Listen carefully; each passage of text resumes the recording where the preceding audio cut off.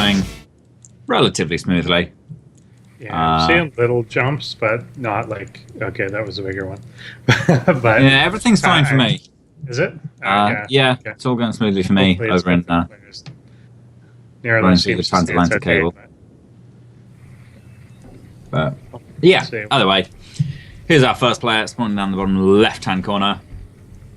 In the orange, spawning as Terran from Turbo Team 6. It's Spoom. Okay.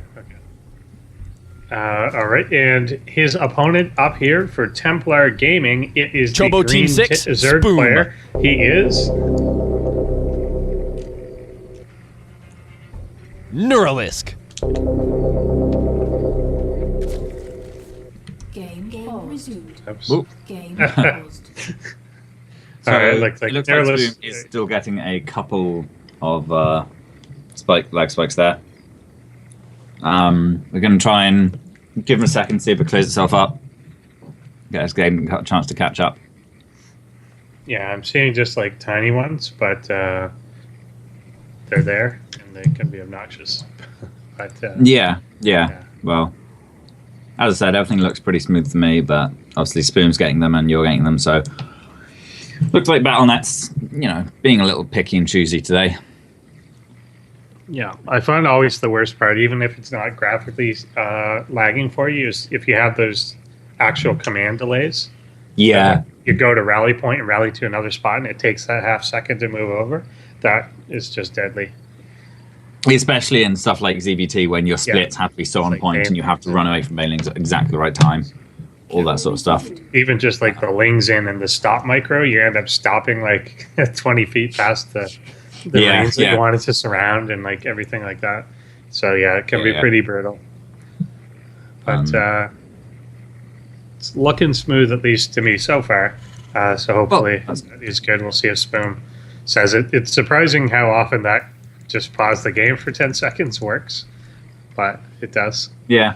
Sometimes. I don't know. Yeah, Either way, Neuralisk playing it really safe, starting out with 15 hatch and scouting around for any proxies, but Spoom is, playing his own normal sort of game with that Reaper coming out. Yeah, and I think we'll get just the one. It's going to pick up for the add-on there. It's not a great map for multiple Reapers just due to the small amount of space that you have to exploit, but still always good to grab that one and get the scout off, and he'll be getting the command center behind that as well. Yeah, multiple Reapers aren't really great for doing much straight-up damage on this map. The main use for multiple Reapers on Overgrowth, at least, is for players who do choose to go for them, is just making that Hellion harass a little stronger. Because if you move out with the Hellions and 3 Reapers, it's much more effective at denying third bases, because the third base on Overgrowth is fairly long away. Oh, this one Reaper, no, it doesn't get a Drover though. Of course, is the old Spore. Yep. And then, the little hop down. Jimmy legs, and there's a Spore cancel. Shoot back in there and finish him off. Yeah, all looking as normal as can be, really, so far. Yeah, nothing too surprising out of either player yet. Got a few lings out trying to trap this Reaper. Does skate by there, but will get pinned down by the Queen. Long ways to go to get back out of this base. And when it does, there. Bottom could be waiting for it. Looks like Neuralisk is focusing on his injects, though. So, it's fine. He can deal with the Reaper. It's not a big threat. Yeah, you probably could have trapped him, but it doesn't matter, really. Like with one Reaper, you're not going to lose anything, so you're okay.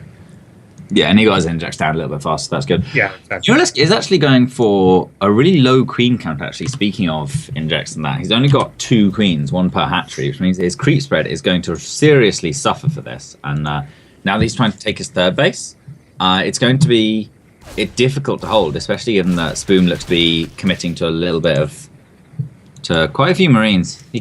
If Spoom pushed out with this, it would be very difficult for Neuralisk to actually hold his third base, because he couldn't get any queens over there. The lings without speed, or speed's finishing up now, the lings would have difficulty actually defending as well. I don't know. For sure. He is getting a third command center, so I guess he's not going to get super aggressive or anything. Also got a tech lab on this factory as opposed to a reactor, so guess we're going to see tanks, probably. Yeah, most likely. Unless he just goes straight up to a starport and uses it for Banshee. But even then, it would be better to spend the gas on the starport first, then the exactly. Take that faster. But no, yeah, it is siege tanks. That does make more sense than anything else. And he's actually going to pick off an Overlord there, which supply blocks Neuralisk quite heavily. Yeah, he doesn't even have an Overlord started here. No. Still hasn't started once, so he may not realize that position just yet. I guess not. It's a bit difficult to remember everything when, especially at this sort of stage of the game where everything's going down for Zerg. You're getting your, you just started your lair. You want to be getting your lair techs sort of up or thinking about getting them up. Baneling Nest and speed for Banelings and all the upgrades going on as well. And of course, droning. But there we go. 4 Overlords. We'll sort it out for Neuralisk. Yeah, we're getting an additional bunker coming down for Spoom, finishing off this wall here shortly. It looks like he's trying to be pretty defensive here with the tank up on the high. And he'll just probably establish his third behind this. Even getting another factory here as opposed to a starport and an engineering bay. Actually, engineering bay and armory coming down behind the center line. So going pretty heavy into upgrades before even getting the starport. Yeah, and Neuralisk sees all this. He sees the second factory and he sees the tank and tech lab on factories. And his response is actually to throw down a spire. He's just finishing up his roach run right now, and I was wondering whether he was going for 1-1 roach time, which of course is much more difficult to make work against mech, against the sort of powerful defensive abilities of tanks. Does so get caught on the scan with the catching the spire almost immediately. Yeah. So he'll know that is there. Turrets immediately followed. So I think it's why he got the eBay, because he's going to go into mech, but that eBay is absolutely crucial if you're going anything too tank heavy, too light on the marine count, just to defend against those muters. Because players can just lose the game to a 2-base muter play if they're going straight into mech, if they're going straight into siege tanks and stuff like that. But he's seen it. He'll be prepared. He'll have turrets all over the place. And it looks like Neuralisk has also seen what his opponent's doing. He's getting his ranged upgrades, a few roaches out, roach speed. Could throw down a Hydra Den sometime soon. Or just, get up a little bit of a muter flock. Muters are pretty much good all the time. They're nice to have. Yeah, it can be quite strong. It kind of delays the push out a little bit because, of course, the Terran's forced to keep the Marine Army back home. You can't remove the tanks just by themselves, so it can just kind of keep them in their base a little bit longer, and then you can just drone up, get the other army that you want. And speaking of droning up, Neuralisk is going to be expanding up here, taking extra base, which I think is a nice move. Could have been good maybe to see a little earlier against, when you see your opponents going mech, it's quite often safe to just go, oh, well, I'm just going to go and expand that then. Especially when you've seen it following up after a 3cc build. Yeah, for sure. You will have to lift this, but no threat, obviously, to it. I don't think he can really move out into that position. The Marine count actually is really low. There's only 10 of them in existence. So he does have to make sure that his anti-air doesn't get so low that if he gets shocked by a bunch of mutas, that he's got somewhere to go. But there aren't really any, he's not actually making them. Well, he can start going into Thors pretty soon. There's one on the production tab already. And Thors are pretty good on mutas. But Neuralisk got a massive upgrade advantage. He's starting as 2-2 now, and Spoom's actually sort of about halfway through his +1, just starting his +1 armor as well. So, I mean, Zerg's usually a little bit ahead in upgrades, but this is pretty heavy, quite a heavy lead. Yeah, definitely. He's also got a lot of the tech paths open. He's got the infestation down, the Hydra disc down, the Spire down. So he's got a lot of the things that you invest in actually completed. A few Hellions poking on out with Blue Flame revealing that. Yep, morphing up into Hellbats, and he's going to clean out his third base and actually finally get a chance to expand them there. But, I mean, this is much later than Spoom wanted it. It's not crippling late, especially when you're playing mech, but it's, I mean, he wanted this a little while earlier. And Neuralisk has been happy on 4 bases for a little while. Could even consider taking a 5th. He's got a fair amount of money, might as well spend it. But yeah, he's got gas up here. fixing up his gas on his fourth as well, which is good to see. And yeah, Neuralisk's in a pretty good position. Spoom's not looking too aggressive just yet. So yeah, this little force here wants to poke around, see what's going on, but it's not going to do a lot of damage or anything. The Hellbats up front may get kind of taken 1 or 2 down, but that is it. It'll drive the rest of the force away. One thing that Neuralisk really should be getting going, and probably isn't as much, is the creep. The bases aren't even actually connected, and at this point in the game, you can easily be out to the middle of the map. And when you're playing a mech player in particular, it's very important to know where that is, where the army actually is, jump on them when they're on siege, and try and move and really make them go slow. Yeah, not only does mech sort of make that positioning game much more crucial, but if Neuralisk wants to switch into swarm hosts, which can be a good option versus mech, they will be nowhere near as effective without that big creep spread that's sort of pushing at your opponent's bases and really threatening them.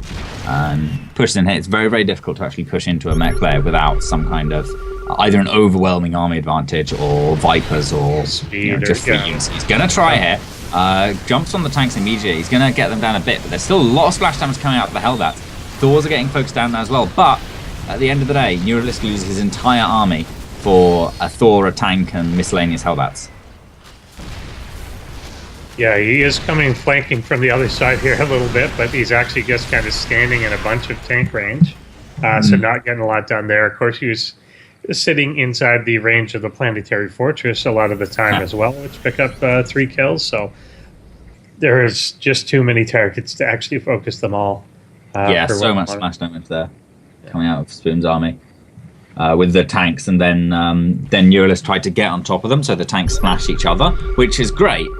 Except when you've got a load of Hellbats mixed in among the tanks, you take a load of splash damage from them as well. Exactly. Add that to the Planetary Fortress, and it can get really nasty. But Neuralisk is getting his Vipers up now. He's got 5th and 6th base, and he can start getting gas on them, transfer a few workers over to the gold, and mine a bit more efficiently.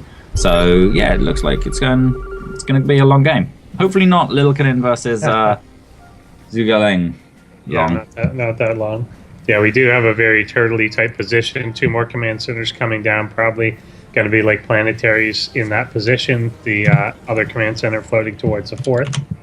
And it's hard to see where Neuralisk is exactly going to come in here as he makes his way up the ramp. Yeah, he's going to try and come in, gets a decent blinding clouds, and these tanks are pretty... very good. Very good blinding clouds, and he will get on top of all of this. The other tanks are a bit too far back to actually help. Now they're into range here now. But it's a bit late at this point. A lot of Hylos are going to be pumping out tons and tons of damage, and 2 more tanks are going to be able to catch out reinforcements a bit, but Neuralisk is actually already on top of this 3rd base. He's going to go straight for the army and wants to actually win the game here, not just sort of control his opponent's economy. Yeah, he actually is doing remarkably well here, taking down the front. There are still 2 bunkers here. We'll get a few of the supply depots down.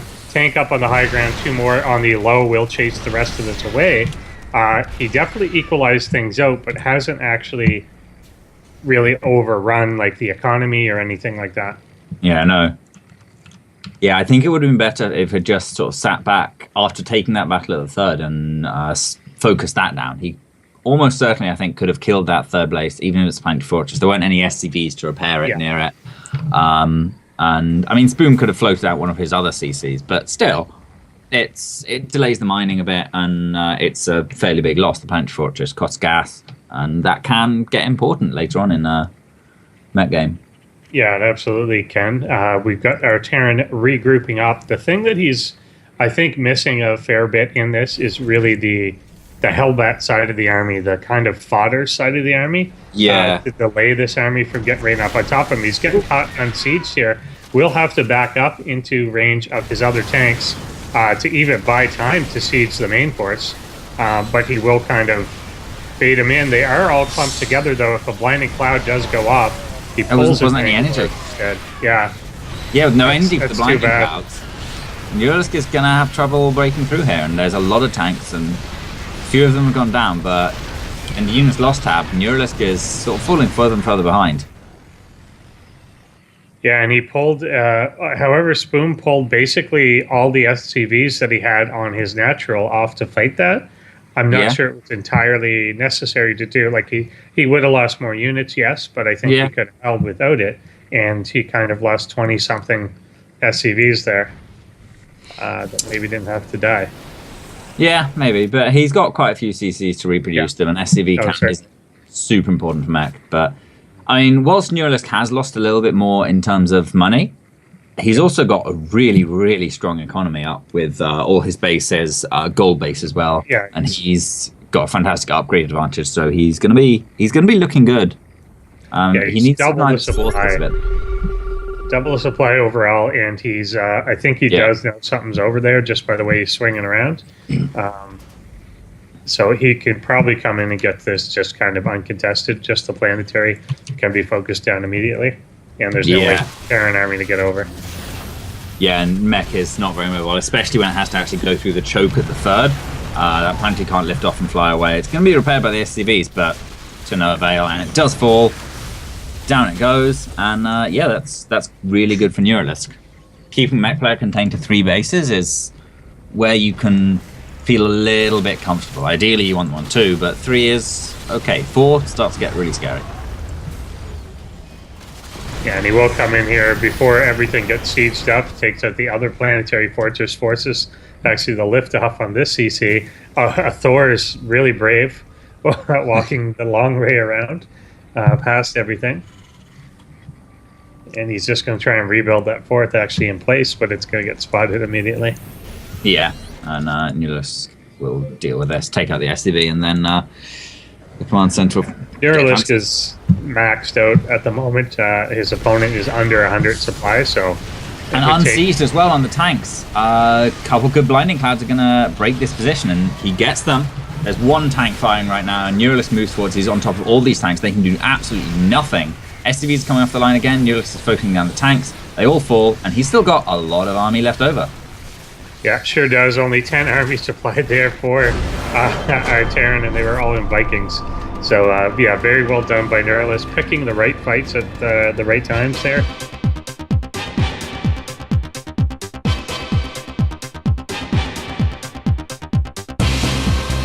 Back to merry-go-round for map 2. And our first player is going down the 6 o'clock position. Once again, the green Zerg is our very own Neuralisk.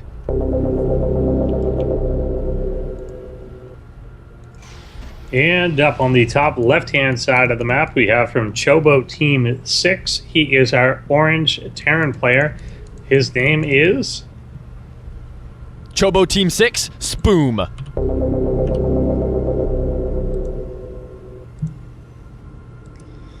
And we have confirmation from chat that he does play a variety of styles. However, mech is currently his favorite for TVZ, so it could be quite likely that we do, in fact, see that again. Ooh. He has taken a gas, and then mine. I don't know what I'm seeing. Does that thing actually exist? What? I'm seeing a 100. If you click on that refinery, first of all, do you see a refinery? If you click on the refinery, on the top, does it say that there's only 2,400 remaining gas for you? Yeah, it does. Okay, that's interesting. Yeah. So I guess that's interesting. So he must have he basically mined that like a Zerg, and just stopped. I guess so, but he hasn't spent it. Oh no, he's got the reactor, but then Either way, actually, Neuralisk gets a really, really big cancel on this command center.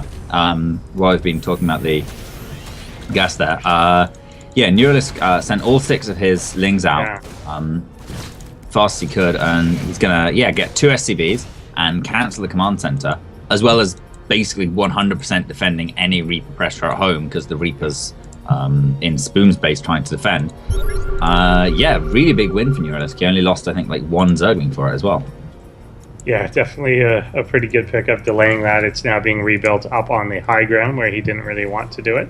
The Reaper will move on out now. but queens are obviously already out. Speed is on its way at this point. And the lings that kind of hid down on the south are going to swing their way back in. This time they won't be able to get too much done, but they're going to just go for a run by, I guess, to see what they could see. We'll see the factory at least. That's something.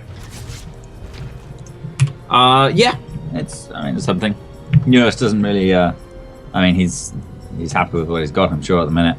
But yeah, last game, Spoom actually built his command center on the high ground just to start off with.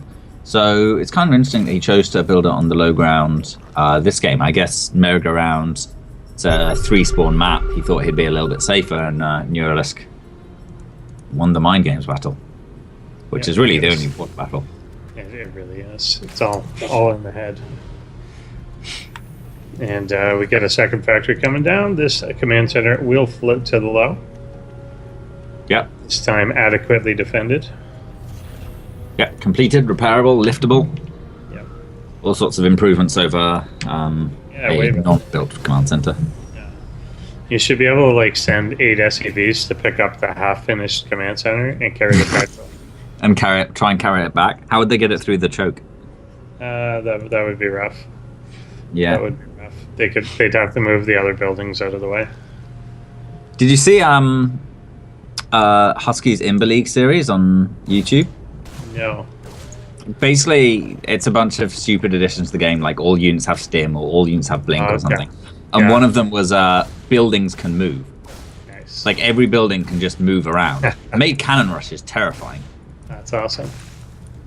Yeah, you would actually build them at home and rush them into the person's face. Or like proxy them and just sort of move them. I like that. Yeah. Yeah, either way, Neuralisk is kind of suffering from his lack of creep spread, which we mentioned in Overgrowth, and also the fact that it's just, really far away for a third base on merry-go-round. And Spoom's sort of chipping away, slowly but steadily, at his hatchery.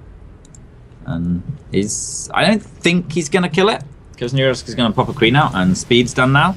Oh, yeah. It's hard to imagine that he would kill it, but he will be able to kill like these 4 lings if he wants to. But the roaches will drive things away. Yeah, Spoom has a bunch of Hellions back at home.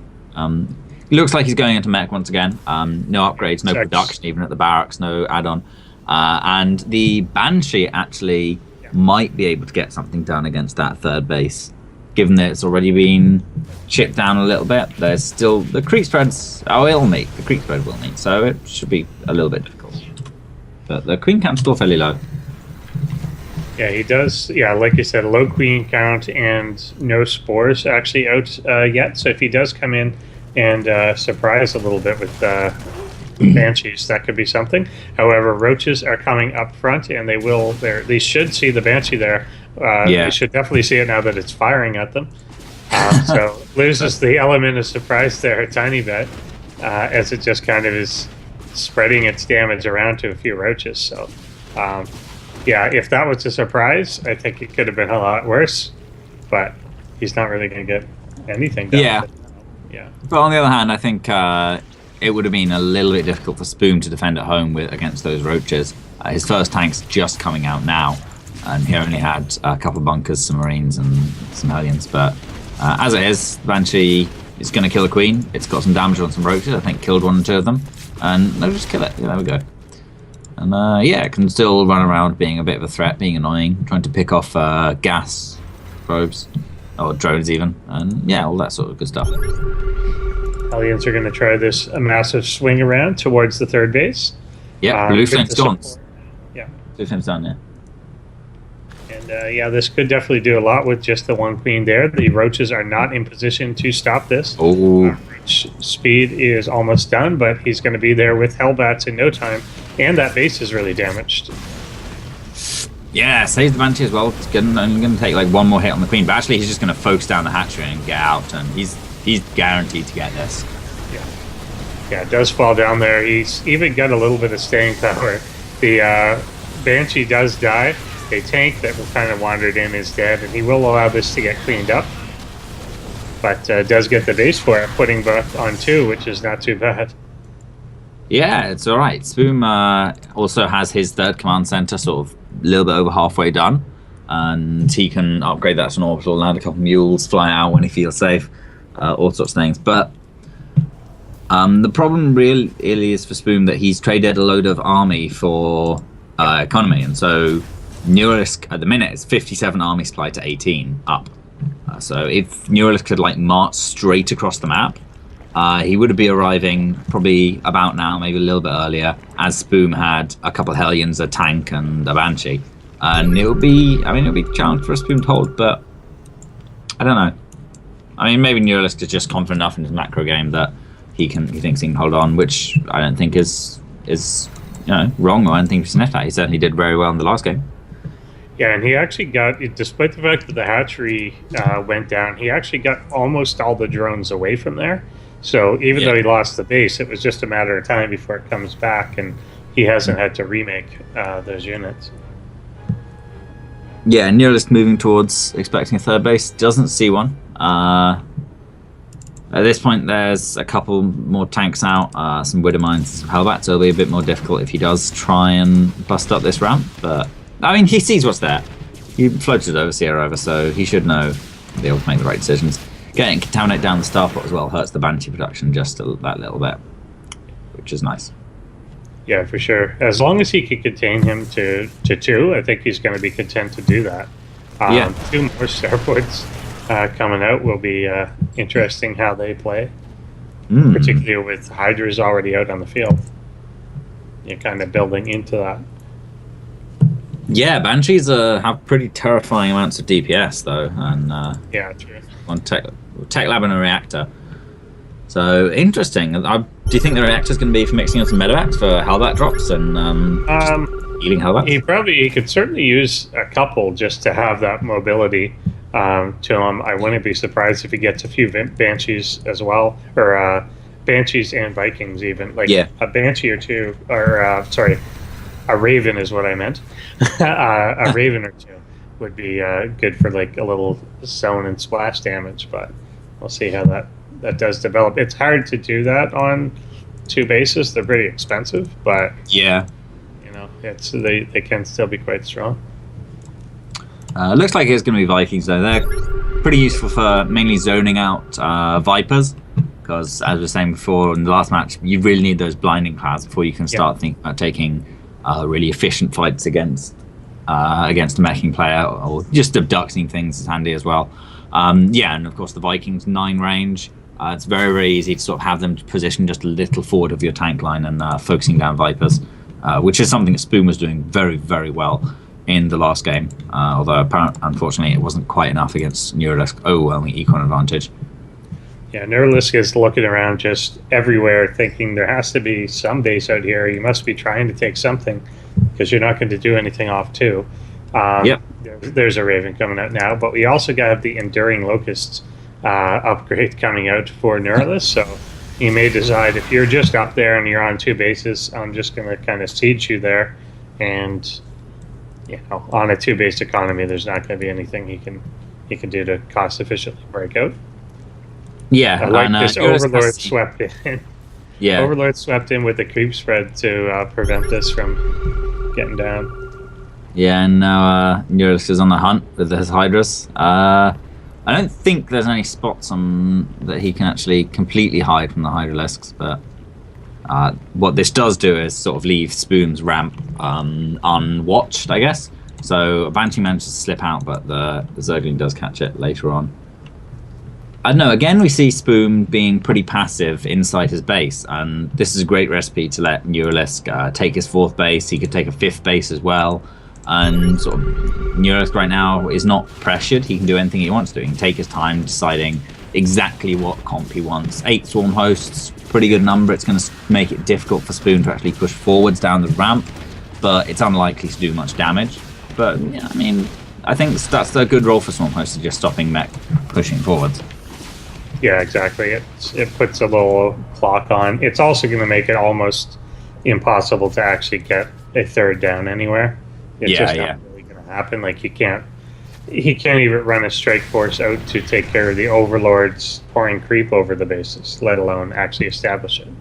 Yeah, no, he's trying to push down a little bit here now. Uh-huh. And basically, as soon as he does, these swarm hosts, if they get caught, that will be something. But they are burrowed down.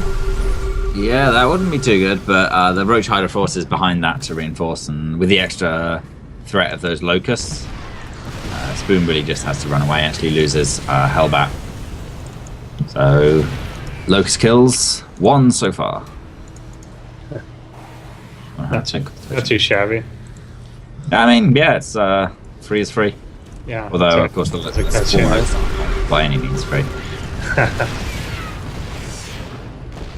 Yeah, But- he'll definitely be able to, like, these won't get anywhere near him, not with, like, 8 swarm hosts, but he's also not going to be pushing out into this, so he's not going to land anything else.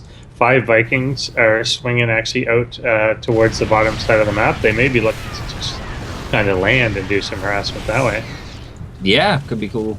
Bit of Yeah, line of that's Viking exactly harass what there. they're They doing. come down, and they're going to move in, find a lot of drones here. They're going to focus down the Spire? What are they going for?